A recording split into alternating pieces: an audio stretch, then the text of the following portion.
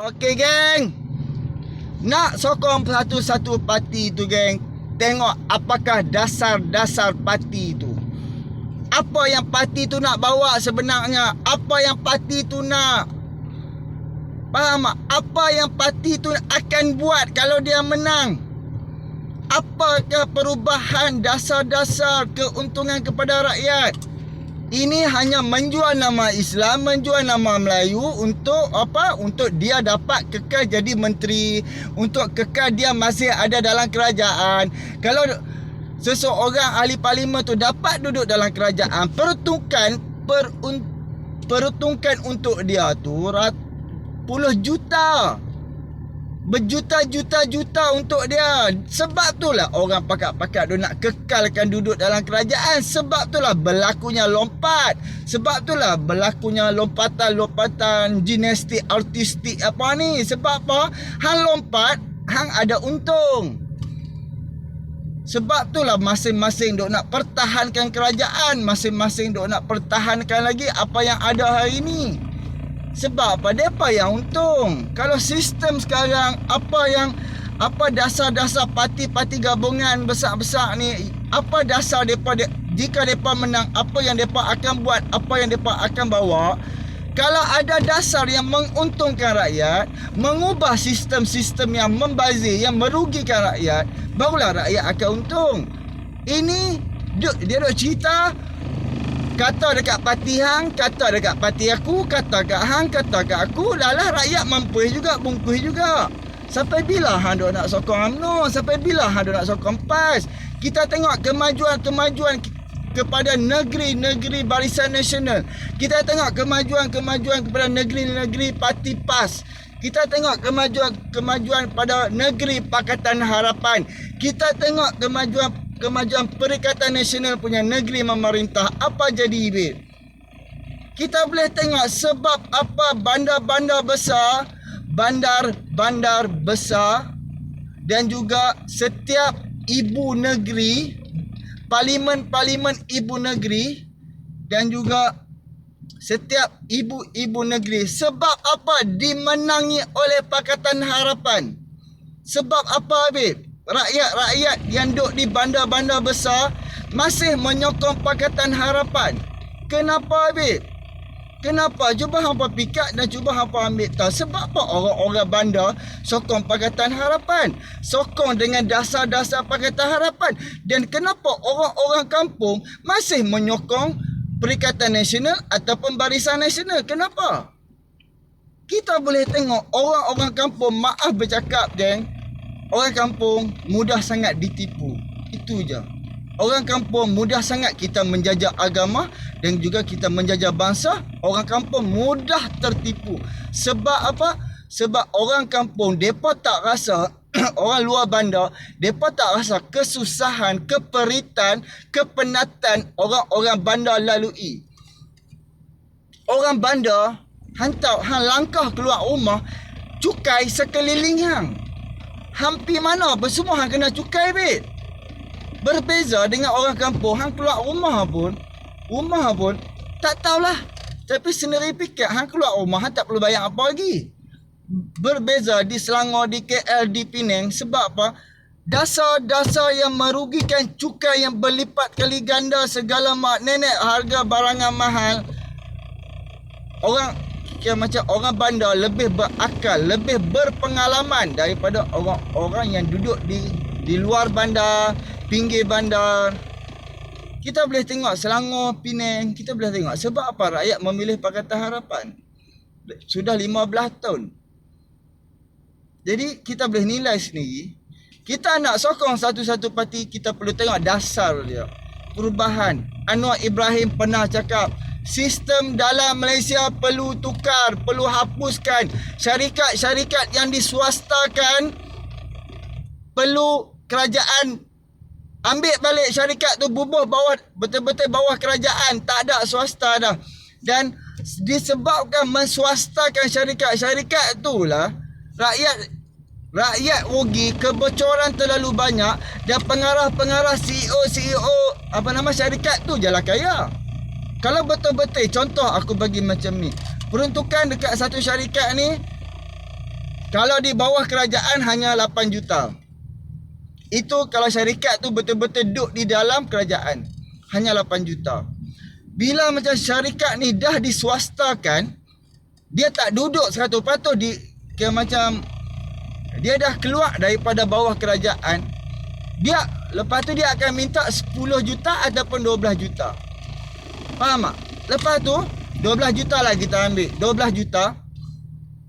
Lepas tu untuk 1 tahun dia menguruskan segala mak nenek baru 6 juta. Baru 6 juta aja pengurusan dia lah, apa segala mak nenek, gaji untuk staff dia lah, bla bla, baru 6 juta. Ini contoh. Jadi kalau 12 juta, kalau macam bila satu syarikat ni swasta, dia dapat peruntukan 12 juta.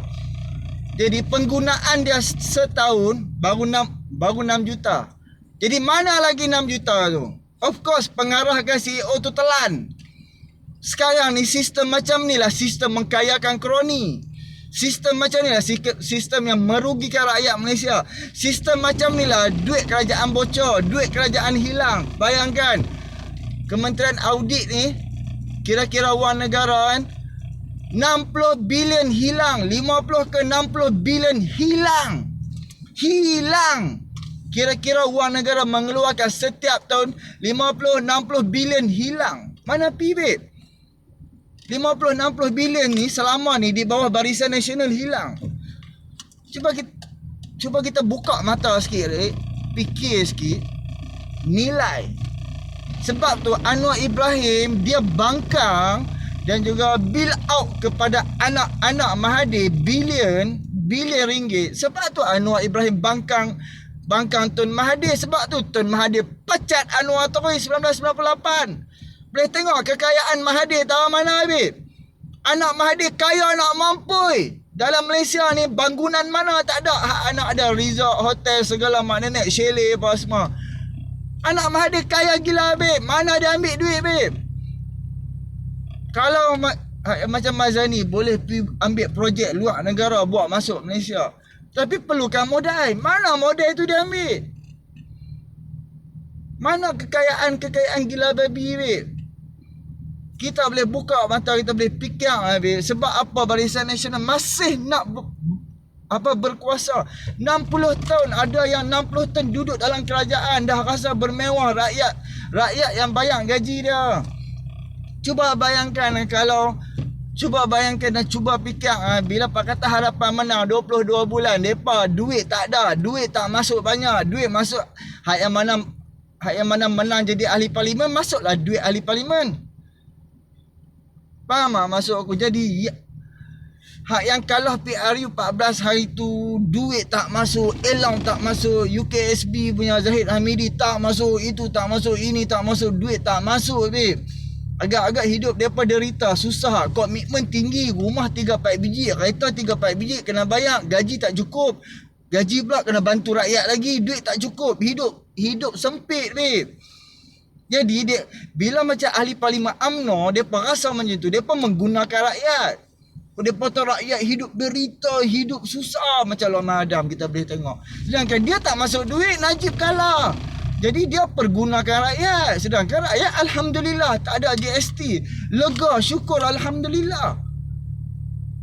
Duit rakyat tak bocor untuk bayar cukai, pembelian, perniagaan apa semua kerana mampu.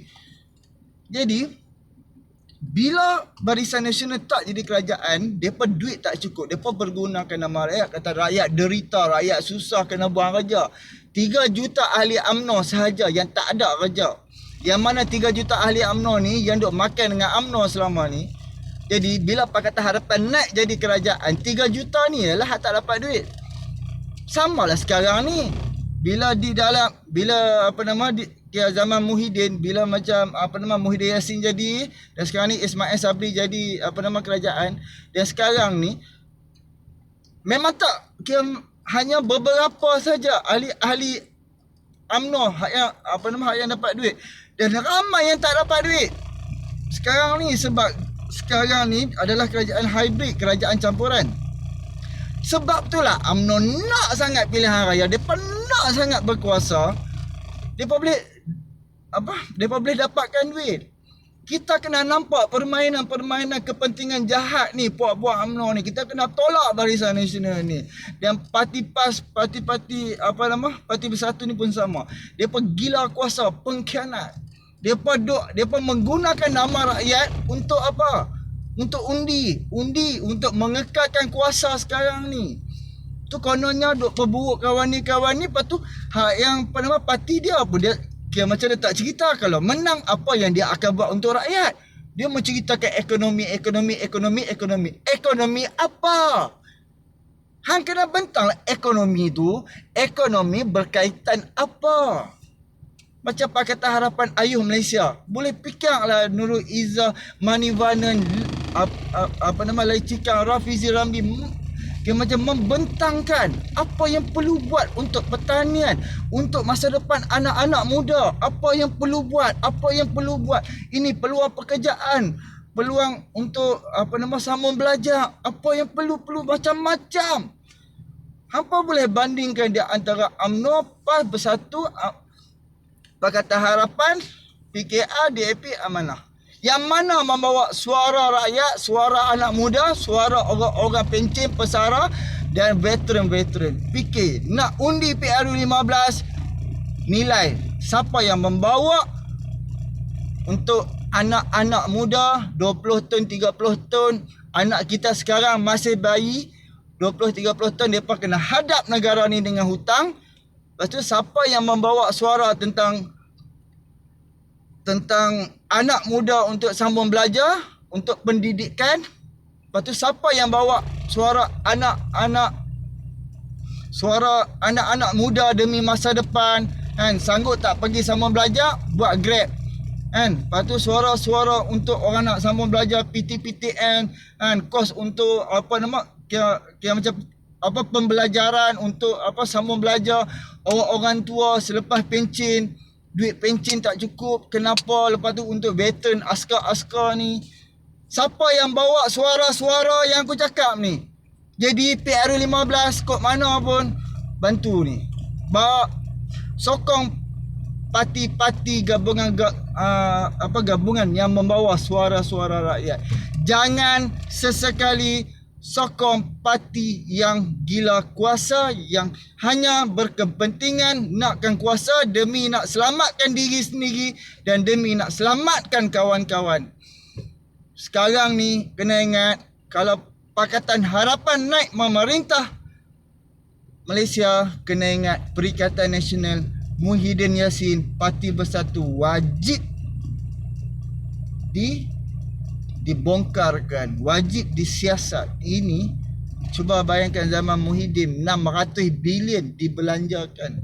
Dia membeli ahli-ahli parlimen PKR supaya lompat daripada parti PKR masuk ke Parti Bersatu. Ini wajib disiasat. Tun Mahathir, tunggu Tun Mahathir. Banyak ni harap Anwar Ibrahim tak mau bersuara saya.